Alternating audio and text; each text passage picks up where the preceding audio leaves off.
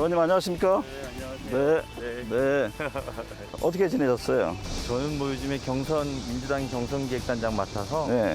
또 산자비 간사로서 뭐 정신없이 나날을 보내고 있습니다.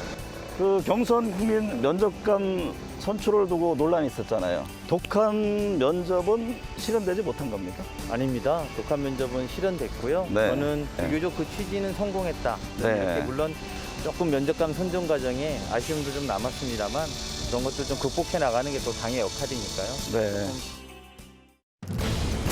대한민국 정치의 미드필더를 꿈꾸다. 40대 재선으로 첫 대선 경선 기획단장을 맡은 강훈식 더불어민주당 의원.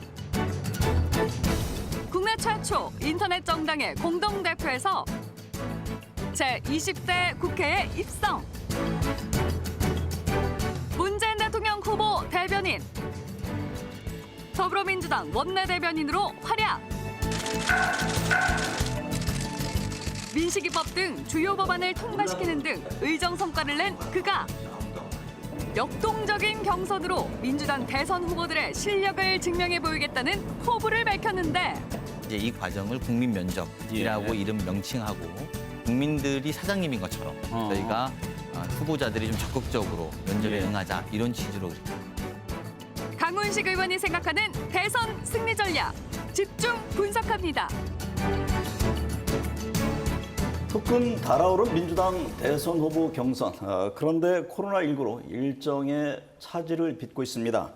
향후 민주당 대선 후보 일정, 또 국민들의 관심을 모을 경선 전략은 무엇인지 대선 경선 기획단장을 맡고 있는 강훈식 의원과 얘기를 나눠보겠습니다. 강 의원님 안녕하십니까? 네, 안녕하십니까? 네. 본경선 지출할 후보 6명이 확정이 됐잖아요. 네.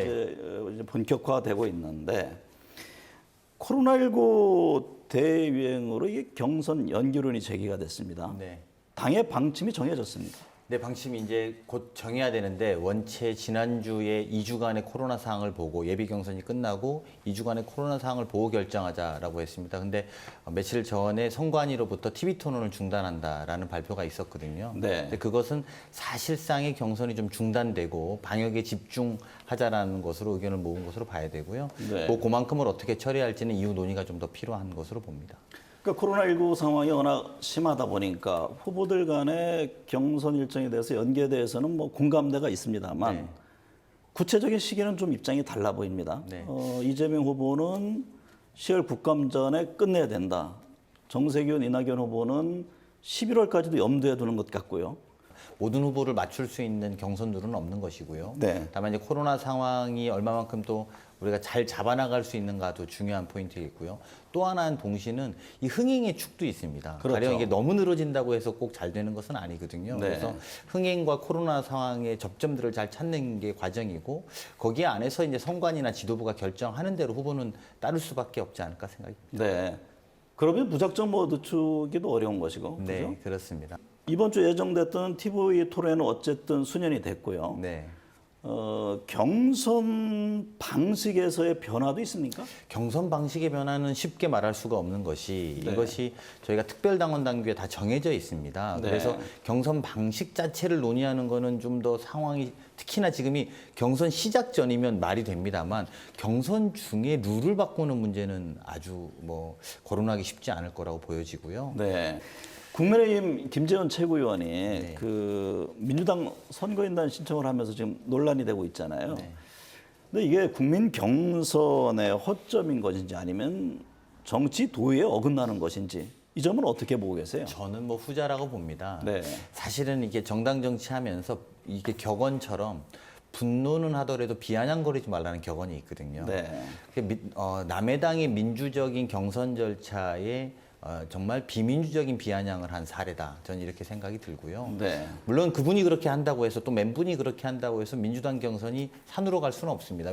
예비경선 토론회 등을 거치면서요, 뭐 1위 후보인 이재명 대 반 이재명 이 구도가 드러났는데 이게 열기가 고조되면서 상대방을 헐뜯는 이른바 이제 네거티브가 심해지는 것 아니냐.